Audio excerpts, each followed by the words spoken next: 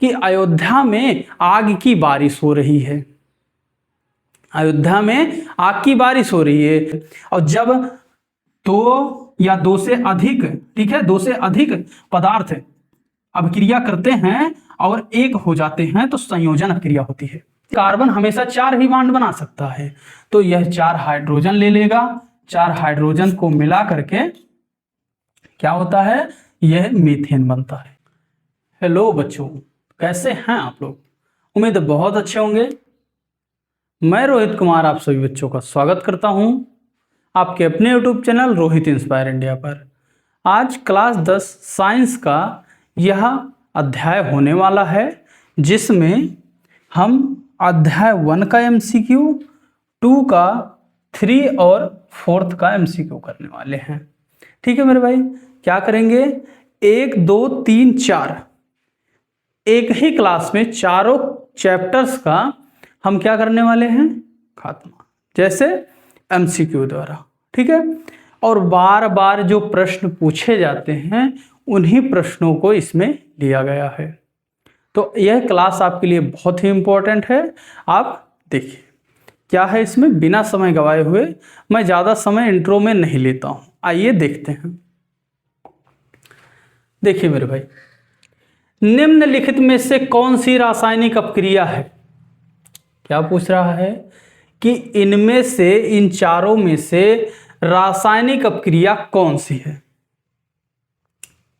कौन सी है? बर्फ का पिघलना। क्या कह रहा है? बर्फ का पिघलना रासायनिक अपक्रिया है? जी नहीं, क्योंकि बर्फ का पिघलना एक भौतिक परिवर्तन है, भौतिक अपक्रिया। उसमें क्या होता है कि बर्फ जब पिघला तो पानी बन गया, और पानी बनने के तुरंत बाद जब वह ठंडा होगा, उसे और ठंडा किया जाएगा तो वह पुनः बर्फ में परिवर्तित हो जाएगा मेरे भाई।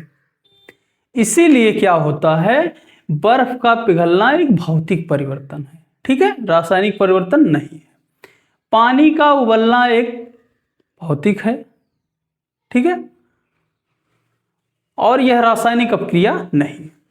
लेकिन कागज का जलना रासायनिक अपक्रिया है। क्यों? क्योंकि कागज को एक बार हम जला देंगे तो पुनः उसे हम कागज नहीं बना सकते, हमें राख ही प्राप्त होगी।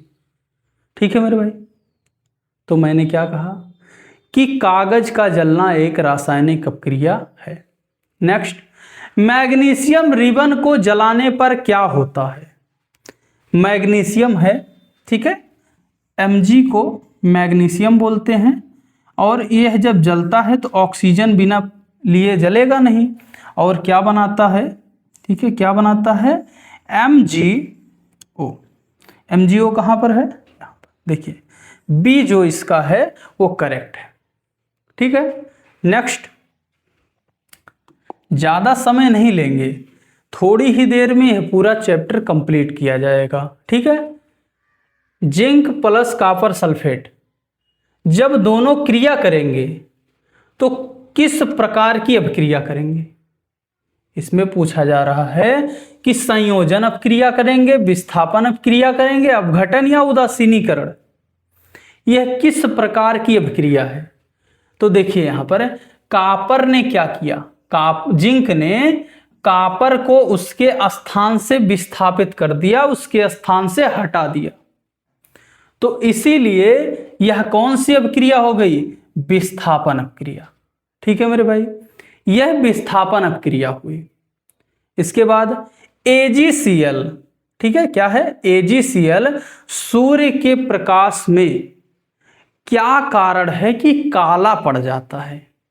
क्या कह रहा है कि सूर्य के प्रकाश में AgCl काला क्यों पड़ता है? ऑक्सीकरण के कारण, अपघटन अपक्रिया के कारण, संयोजन या विस्थापन के कारण। क्या कारण है कि यह जो है काला पड़ जाता है? तो आप समझिए, अपघटन अपक्रिया के कारण यह जो है काला पड़ जाता है। ठीक है, नेक्स्ट क्या है? लोहे पर जंग लगना किस प्रकार की अपक्रिया है? ठीक है, किस प्रकार की प्रक्रिया है लोहे पर जंग लगना? देखिए, इसमें अपचयन तो होगा नहीं, ऑक्सीकरण होता है, ऑक्सीकरण होता है मेरे भाई। और क्यों?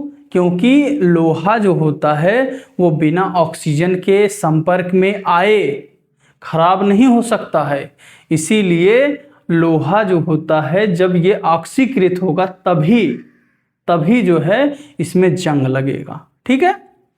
भोजन के खराब होने की प्रक्रिया क्या कहलाती है? आपने पढ़ा होगा संक्षारण और विकृत गंधिता। तो यह भोजन के खराब होने का बात कर रहा है। तो भोजन का खराब कैसे होता है? भोजन कैसे खराब होता है? भोजन में जब गंध आने लगती है तो हम कहते हैं खराब हो गया, और उसी को विकृत गंधिता कहते हैं। ठीक है मेरे भाई, ये क्या होता है? विकृत गंधिता। नेक्स्ट देखते हैं। सवालों के जवाब कमेंट में देते जाइएगा। 1A 1B 1C 1D ऐसे ऐसे करते करते 2D 3B ऐसे करते जो भी आंसर होंगे उसको आप करते जाइएगा। देखिए, निम्नलिखित में से कौन सी ऊष्माक्षेपी अपक्रिया है? क्या कह रहा है मेरे भाई? ऊष्माक्षेपी अपक्रिया कौन सी है? ऊष्माक्षेपी क्या होता है समझिए जरा। कि मान लीजिए कोई अपक्रिया हो रही है, ठीक है, क्या हो रही है? कोई अपक्रिया चल रही है और उसमें से क्या हो रहा है? ऊष्मा निकल रहा है। ठीक है मेरे भाई, ऊष्मा क्या हो रहा है? निकल रहा है, तो वह ऊष्माक्षेपी अपक्रिया होगी। लेकिन यदि कहीं पर ऊष्मा क्या हो रहा है? अपक्रिया हो रही है और ऊष्मा ले रहा है तो वह क्या होता है? ऊष्मा शोषी होता है। ठीक है मेरे भाई, क्या होता है? ऊष्मा शोषी होता है। तो ये अंतर आप समझ गए होंगे। अब इन चारों में से आप बताइए कि ऊष्माक्षेपी अपक्रिया कौन सी है? ठीक है मेरे भाई, ऊष्माक्षेपी अपक्रिया कौन सी है बताइए। देखिए, ऊष्माक्षेपी अपक्रिया कौन सी है? प्रकाश संश्लेषण की जो क्रिया है इसमें वह ऊष्माक्षेपी अपक्रिया होती है। तो प्रकाश संश्लेषण की क्रिया जो होती है ऊष्माक्षेपी अपक्रिया होती है। बात क्लियर? अब देखिए आगे। CaCO3 क्या है? CaCO3 gives out CaO plus CO2 किस प्रकार की अपक्रिया है मेरे भाई? क्या कह रहा है? किस प्रकार की अपक्रिया है? अब इसमें समझिए, जब कोई एक पदार्थ कई अन्य पदार्थों में टूटता है, ठीक है, कई अन्य पदार्थों में टूटता है तो क्या बनता है? क्या होता है? यह विघटन या अपघटन अपक्रिया होती है। और जब दो या दो से अधिक, ठीक है, दो से अधिक पदार्थ अपक्रिया करते हैं और एक हो जाते हैं तो संयोजन अपक्रिया होती है। ठीक है, यहां पर एक ही अभिकारक है, दो उत्पादों में टूटा तो अपघटन, और कई अभिकारक हैं, एक उत्पाद बनाता है या एक से अधिक भी बना सकता है तो उसे क्या कहते हैं? संयोजन अपक्रिया कहते हैं। तो यहां पर क्या कह रहा है? एक ही अभिकारक है और दो उत्पादों में टूट गया है तो इसलिए इसे हम क्या कहेंगे? अपघटन अपक्रिया कहेंगे। ठीक है मेरे भाई, आगे समझते हैं। देखिए, निम्न में से कौन सा संक्षारण का उदाहरण है? दूध का फटना? नहीं, दूध का फटना संक्षारण नहीं है। बर्फ का पिघलना? बिल्कुल नहीं है। पानी का उबलना? नहीं है। तो क्या बचता है? लोहे पर जंग लगना। लोहे पर जंग लगना संक्षारण होता है और यह एक ऑक्सीकृत क्रिया होती है। ठीक है, नेक्स्ट समझते हैं। संतुलित रासायनिक समीकरण का मुख्य उद्देश्य क्या होता है? संतुलित रासायनिक समीकरण का मुख्य उद्देश्य क्या है? क्योंकि हमें द्रव्यमान संरक्षण के नियम का पालन करना है, और द्रव्यमान संरक्षण का नियम क्या कहता है? कि कोई अपक्रिया हो उसमें लेफ्ट साइड और राइट साइड दोनों तरफ परमाणुओं की संख्या बराबर होनी चाहिए। क्योंकि ना तो द्रव्यमान अधिक होता है उसमें और ना ही द्रव्यमान कम होता है, नष्ट होता है। ठीक है, तो यह बात आप समझिए कि यहाँ पर क्या लिखा है? द्रव्यमान संरक्षण के नियम का पालन कराने के लिए ही संतुलित किया जाता है किसे? रासायनिक अपक्रिया को। अगला समझते हैं, समय ज़्यादा नहीं लेंगे, जल्दी से करवाएंगे क्योंकि नेक्स्ट वीडियो भी लाना है और आप लोगों का सिलेबस और आपको जानकारी दोनों ही प्रोवाइड कराना है। ठीक है मेरे भाई। और देखिए यहाँ पर नेक्स्ट है, नीले लिटमस पत्र को लाल कौन करता है? अब बात बताइए, नीले लिटमस पत्र को लाल कौन करता है? देखिए, जो अम्ल होता है, अम्ल, ठीक है, ठीक है, अम्ल जो होता है वह नीले लिटमस को क्या करता है? लाल कर देता है। अम्ल नीले लिटमस को लाल कर देता है। आप ट्रिक याद रखिए, अनिल, ठीक है, अनिल, समझिए, आ से अम्ल होता है, ठीक है मेरे भाई, आ से अम्ल होता है, ना से नीला हो जाता है, ठीक है, ला से लाल हो जाता है। तो क्या होता है यहां देखिए, अम्ल जो है नीले लिटमस को क्या करता है? लाल कर देता है मेरे भाई, समझ गए? ठीक है, आगे देखिए, शुद्ध जल का पीएच कितना होता है? शुद्ध जल आप समझिए उदासीन होता है। क्या होता है? उदासीन होता है, उदासीन होता है। अब उदासीन होता है, इसका क्या मतलब है कि इसका मतलब यह है कि ना तो ये अम्लीय होता है ना तो क्षारीय होता है मेरे भाई। ठीक है, तो 7 जो होता है उदासीन का होता है, यानी शुद्ध जल का पीएच मान कितना होता है? 7 होता है। ठीक है, यहाँ पर 7 सही है। अगला समझिए, अगला क्या है? बेकिंग सोडा का रासायनिक सूत्र क्या है? देखिए मेरे भाई, NaHCO3 ये जो होता है बेकिंग सोडा का रासायनिक सूत्र होता है। अब आप कहेंगे इसमें कुछ समझाया नहीं, सूत्र में आपको क्या ही समझा दूं। ठीक है मेरे भाई, सूत्र में आपको कुछ समझाया नहीं जा सकता, इसे आप याद करिए। ठीक है, तो बेकिंग सोडा का होता है NaHCO3। ठीक है, विरंजन चूर्ण का रासायनिक सूत्र क्या होता है? ब्लीचिंग पाउडर भी जिसे कहते हैं, इसका रासायनिक सूत्र CaOCl2 है। ठीक है, CaOCl2 विरंजन चूर्ण का रासायनिक सूत्र होता है। सूत्रों को आप याद रख लीजिएगा क्योंकि इसमें से क्वेश्चन ऐसे बनते हैं, समझिए। विरंजन चूर्ण का रासायनिक नाम बताइए। विरंजन चूर्ण का एक सूत्र भी पूछ सकता है, दूसरा इसका सामान्य नाम बताइए। ठीक है, इस तरीके से बनाने की विधि बताइए। इस तरीके के क्वेश्चन आपसे पूछे जाते हैं। तो नेक्स्ट समझिएगा आगे क्या है। देखिए, दांतों का क्षय कब प्रारंभ होता है? दांतों का क्षय कब प्रारंभ होता है? pH 7 होने पर? जी नहीं, pH 7 यानी उदासीन होता है, और अगर उससे दांतों का क्षय होता तो सभी व्यक्ति जो है अब तक क्या होते? बुढ़े हो गए होते, मुंह में दांत नहीं रह जाता। ठीक है मेरे भाई, इसीलिए यह नहीं होगा, यह भी नहीं होता, यह होता है। pH 5.5 से कम होने पर दांतों में क्षय होता है। इसीलिए ऐसे भोजन नहीं करने चाहिए या कम करने चाहिए जिसका pH मान 5.5 से कम हो। ठीक है, अगला समझिए, लाल लिटमस पत्र को नीला कौन करता है? इसका जवाब आप कमेंट में कीजिएगा। ठीक है, लाल लिटमस पत्र को नीला कौन करता है? इसका जवाब कमेंट में। नेक्स्ट, निम्नलिखित में से कौन सा एक प्रबल अम्ल है? बताइए भाई, इनमें से कौन सा एक प्रबल अम्ल है? देखिए, HCl एक बहुत ही प्रबल अम्ल होता है। ठीक है, साबुन किस प्रकार के जल में कम झाग बनाता है? क्या कह रहा है? किस प्रकार के जल में कम झाग बनाता है? तो कौन से में? देखिए मेरे भाई, इसमें कठोर जल है। कठोर जल में क्या होता है? अवक्षेप बनता है, साबुन का अवक्षेप बनता है, झाग कम बनती है। ठीक है मेरे भाई, नेक्स्ट समझिए क्या है? प्लास्टर ऑफ पेरिस POP का रासायनिक सूत्र क्या है? तो देखिए सूत्रों को मैंने बताया, सूत्रों को आप याद रखिए और इसे यहां पर क्या होगा, CaSO4 इंटू हाफ H2O, ठीक है। ये जो है प्लस्टर ऑफ पेरिस का सूत्र होता है।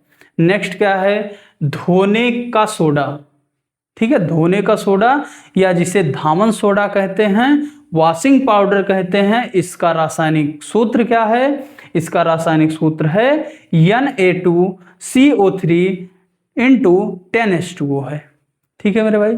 नेक्स्ट समझिए, निम्नलिखित में से सबसे अधिक अपक्रियाशील धातु कौन सी है? क्या कॉपर है? नहीं। AgKAu है? नहीं, ठीक है। इनमें से एक भी क्या है, देखिए सबसे अधिक अपक्रियाशील धातु पूछ रहा है। क्या पूछ रहा है, सबसे अधिक अपक्रियाशील। तो जब आप सक्रियता श्रेणी पढ़े होंगे तो उसमें K यानी पोटेशियम सबसे ऊपर होता है और AU जो है वो सबसे नीचे होता है मेरे भाई। तो इसीलिए K यानी पोटेशियम सबसे अधिक अपक्रियाशील धातु होता है, ठीक है। नेक्स्ट समझिए, सोडियम को किसमें सुरक्षित रखा जाता है? सोडियम को किसमें सुरक्षित रखा जाता है? जल में, केरोसिन में, अल्कोहल में या वायु में? किसे सोडियम है? देखिए सोडियम क्या होता है, सोडियम जब नमी पाता है तो वह जो है तुरंत ब्लास्ट हो जाता है, दग जाता है, आग लग जाती है उसमें। हाल ही में अयोध्या में एक विद्यालय में प्रयोगशाला में क्या हुआ, सोडियम का परीक्षण किया जा रहा था। सोडियम का परीक्षण प्रयोगशाला में किया जा रहा था। तो सोडियम को जैसे ही किसी गलत रिएक्शन में डाल दिया गया और वह ब्लास्ट हो गया। और जब वो ब्लास्ट हुआ तो उसके जो कण हैं वो बाहर फैल गए, और जब बाहर फैले तो वहाँ बारिश हो रही थी और उसके कण जहाँ जहाँ गिरे वहाँ पानी था और उससे आग लग गई। तो अफवाह ये उड़ गई कि अयोध्या में आग की बारिश हो रही है, अयोध्या में आग की बारिश हो रही है, जबकि वहाँ पर एक केमिकल रिएक्शन हो रहा था। इसीलिए सोडियम को हमेशा केरोसिन के डिब्बे में बंद करके रखा जाता है, ठीक है। नेक्स्ट समझिए, धातुएं सामान्यतः कैसी होती हैं? ऊष्मा एवं विद्युत की कुचालक होती हैं? जी नहीं, धातुएं जो होती हैं वो विद्युत की सुचालक होती हैं, ठीक है। यहाँ एक धातु है और धातु इधर से आप बिजली का कनेक्शन दीजिए और यहाँ पर आप कनेक्ट कीजिए अपने उंगली को, आपको देखिए झटका लगेगा, क्योंकि विद्युत का सुचालक होता है, ठीक है। भंगुर तो बिल्कुल नहीं होता है और पारदर्शी, ठीक है भाई। लोहे से आर पार नहीं देखा जा सकता, ठीक है, तो यह पारदर्शी भी नहीं होता। तो कुछ अपवाद हो सकते हैं, आप एक आध का एग्जाम्पल लेके आएंगे कि जो है ये तो चाकू से भी काटा जा सकता है धातु होते हुए भी, तो कुछ अपवाद हैं, ठीक है। नेक्स्ट समझिए, धातु और तनु अम्ल की अपक्रिया कौन सी गैस निकलती है? ये दोनों की जब अपक्रिया होगी मेरे भाई, कह रहा है धातु, ठीक है, धातु और तनु अम्ल जब अपक्रिया करेंगे तो कौन सी गैस बनेगी? हाइड्रोजन गैस बनेगी, ठीक है मेरे भाई। क्या बनेगी? हाइड्रोजन गैस बनेगी। नेक्स्ट समझिए, देखिए निम्नलिखित में से कौन सा अधातु है? इनमें से कौन सा अधातु है? तांबा नहीं, लोहा नहीं, सल्फर। सल्फर जो है वो एक अधातु है। नेक्स्ट है, सबसे अधिक तन्य धातु कौन सी है? सबसे अधिक तन्य धातु कौन सी है? अच्छा, तन्य क्या होती है? तन्य या तान्य क्या होती है? देखिए, धातुओं को पीटकर तार बनाने की प्रक्रिया क्या कहलाती है? तान्यता, ठीक है। तो इसमें सबसे ज्यादा लंबी तार किससे बनाई जा सकती है? सोने से मेरे भाई, ये वाले सोने से नहीं, ये वाले सोने से, गोल्ड से। जब जो गोल्ड होता है उसके 1 ग्राम गोल्ड से हम 2 किलोमीटर लंबी तार बना सकते हैं। ठीक है, तो इसीलिए सबसे अधिक तान्य धातु क्या है, इसमें सोना है। नेक्स्ट समझिए, निम्नलिखित में से कौन सी धातु कमरे के तापमान पर द्रव अवस्था में होती है। कह रहा है धातु भी हो और द्रव अवस्था में हो। तो धातु द्रव अवस्था में केवल एक ही है, ये पारा या जिसे मरकरी भी कहते हैं, मरकरी कमरे के तापमान पर द्रव होती है। ठीक है, नेक्स्ट क्या है, निम्नलिखित में से कौन सा उभयधर्मी ऑक्साइड है। कौन सा उभयधर्मी है, इसमें देखिए भाई बी वाला आंसर सही है, Al2O3। ये उभयधर्मी ऑक्साइड है। ठीक है, नेक्स्ट क्या है, विद्युत तार बनाने के लिए सामान्यतः किस तार का उपयोग किया जाता है, किस धातु का उपयोग किया जाता है। तांबा, चांदी, सोना, जस्ता। समझिए मेरे भाई, सोने का या चांदी का तो हम बना ही नहीं सकते। बनाने इसका कारण यह नहीं बना नहीं सकते, इसका कारण यह है कि चोरी हो जाएगा। ठीक है, जैसे अभी हाल ही में कुछ समय पहले बिहार में 2 किलोमीटर लंबी तार गायब हो गई, वो भी रेलवे की, जिसमें 24 घंटे लाइट चलती है। वहां से 2 किलोमीटर लंबी तार काट के चोर ले गए। पॉसिबल है, तो इसका बना ही नहीं सकते। जब अभी से तार एल्युमिनियम के, कॉपर के तार चोरी हो जा रहे हैं, तो सोने और चांदी के क्यों नहीं होंगे। इसीलिए उपयुक्त उत्तम जो है उपाय नहीं है। जस्ता का नहीं हो सकता मेरे भाई, जस्ते का जो तान्यता होता है वो कम होता है और उसमें से विद्युत का उतना अच्छा चालक नहीं होता है। इसीलिए हम तांबे का उपयोग करते हैं। तांबा जो होता है वह विद्युत का अच्छा चालक होता है। नेक्स्ट क्या है, धातुओं को पीटकर पतली चादरों में बदलने का गुण क्या कहलाता है। पतली चादरों में यानी धातुओं को, किसे पीटा जा रहा है, धातुओं को। अब धातुओं को जब पीटा जाएगा तो क्या होगा, इसमें क्या कहलाएगा, वो जब चादर बनेंगे। देखिए मेरे भाई, धातुओं को पीटकर तार बनाया गया तो क्या बना, तो बना तान्यता। और जब धातुओं को पीटकर चादर बनाया गया, चादर, तो क्या हुआ, आघातवर्धनता। इसीलिए देखिए यहां पर क्या दिया है, तान्यता, लेकिन यह गलत है, पहला ही आंसर गलत हो जाएगा। नेक्स्ट, कार्बन की परमाणु संयोजकता कितनी होती है। तो पहले देखिए भाई, इसकी संयोजकता 4 होती है। और क्यों होती है समझिए, कार्बन ना तो 4 इलेक्ट्रॉन दे सकता है किसी को, क्योंकि अत्यधिक ऊर्जा लगेगी है, और ना तो 4 इलेक्ट्रॉन ले सकता है, क्योंकि 6 प्रोटॉन वाले कार्बन पर क्या होगा, 10 का भार संभव नहीं है। इसीलिए यह हमेशा सहसंयोजन बांध बनाता है और इसकी संयोजकता 4 होती है मेरे भाई। ठीक है, तो इसकी संयोजकता 4 होती है। मीथेन का रासायनिक सूत्र क्या है, तो मीथेन का क्या होता है, देखिए सबसे पहले एक कार्बन होगा तो हम कहते हैं मेथ। ठीक है मेरे भाई, एक कार्बन होता है तो हम कहते हैं मेथ। अब एक कार्बन के साथ हम क्या करते हैं, यह कार्बन हमेशा 4 ही बॉन्ड बना सकता है, तो यह 4 हाइड्रोजन ले लेगा।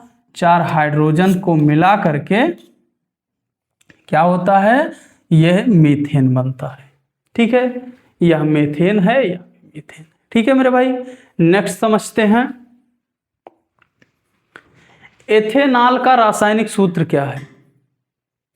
एथेनॉल का रासायनिक सूत्र क्या है, देखिए इसमें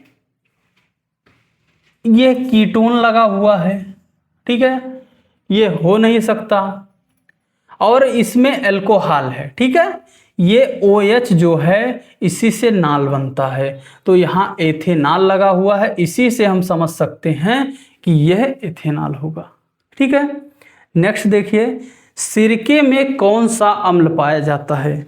क्या हाइड्रोफ्लोरिक अम्ल पाया जाता है? नहीं, हाइड्रोफ्लोरिक अम्ल, क्लोरिक अम्ल नहीं पाया जाता। सल्फ्यूरिक अम्ल? नहीं, सल्फ्यूरिक अम्ल भी इसमें नहीं पाया जा सकता। एसिटिक अम्ल, एसिटिक अम्ल सिरके में पाया जाता है। अच्छा, एक बात बताइए कि सिरके में बेकिंग सोडा मिलाने पर कौन सी गैस मिलती है? इसका जवाब कमेंट में। नेक्स्ट समझिए, कठोर जल में साबुन डालने पर क्या बनता है? इसके पहले 18 नंबर क्वेश्चन पे जब हम थे तो वहां पर हम बता रहे थे कि साबुन की झाग सबसे कम किस में बनेगी, तो वहीं पर इसका जवाब भी बताया था। पीछे जा करके 18 नंबर क्वेश्चन देखिएगा और इसका जवाब कमेंट में दीजिएगा। नेक्स्ट देखिए, कार्बन मुख्य रूप से किस प्रकार के बंध बनाता है? तो कार्बन मेरे भाई ना तो चार इलेक्ट्रॉन ले सकता है, ठीक है, ना तो 4 इलेक्ट्रॉन ले सकता है, ना तो 4 इलेक्ट्रॉन दे सकता है, इसीलिए यह हमेशा सहसंयोजक बंध बनाता है। ठीक है मेरे भाई, नेक्स्ट समझिए, हीरा और ग्रेफाइट किसके अपर रूप हैं? हीरा और ग्रेफाइट देखिए कार्बन से ही बने होते हैं, तो कार्बन के अपर रूप हैं। कार्बन एक ही तत्व है, एक ही तत्व लेकिन अलग अलग रूप। हीरा भी बन सकता है, ग्रेफाइट भी बन सकता है और फुलेन भी बन सकता है। तो इस तरीके से हीरा का अपर रूप कार्बन से ही बनता है। नेक्स्ट क्या है, देखिए निम्नलिखित में से कौन सा संतृप्त हाइड्रोकार्बन है? देखिए मेरे भाई, सिंगल बॉन्ड वाले को यदि कहीं पर भी सिंगल बॉन्ड है, कोई भी कार्बन चैन है उसमें सिंगल बॉन्ड है तो वह संतृप्त वाला होगा, और अगर डबल या ट्रिपल बॉन्ड है तो वह असंतृप्त वाला होगा। ठीक है मेरे भाई, तो हमें समझना है यहाँ पर क्या, संतृप्त हाइड्रोकार्बन। अब संतृप्त हाइड्रोकार्बन का सूत्र क्या कहता है? CN, यानी C यहाँ पर क्या है, कार्बन है, N कार्बन की संख्या है, ठीक है, N संख्या है, और यहाँ पर है H2 इंटू N, ठीक है, 2 इंटू N प्लस 2। ये क्या है? यह संतृप्त हाइड्रोकार्बन का सूत्र है। ठीक है मेरे भाई, अब इसमें देखिए एथेन जो है मेरे भाई, एथेन यह संतृप्त हाइड्रोकार्बन का सूत्र होता है। ठीक है, एथेन, इसको आप इस पर रखिएगा तो एकदम सेट आएगा। ठीक है मेरे भाई, देखिए नेक्स्ट क्या है, देखिए यहाँ पर एक बार और समझ लीजिए कि C, ठीक है, यहाँ पर N कितना है, 2 है, ठीक है, N कितना है, 2 है, H2 इंटू N कितना है, 2 है, ठीक है मेरे भाई, प्लस 2। अब इसको क्या करेंगे, C2 H2 इंटू 2 4 होता है, और प्लस 2 कितना होता है, 6 होता है, तो हम लिखेंगे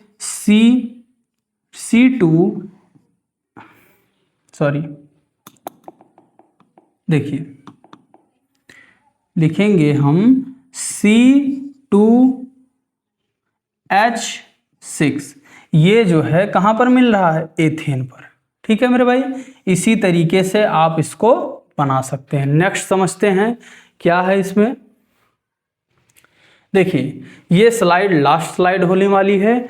अब तक का वीडियो आपको पसंद आया हो तो प्लीज़ लाइक एंड सब्सक्राइब जरूर कीजिएगा।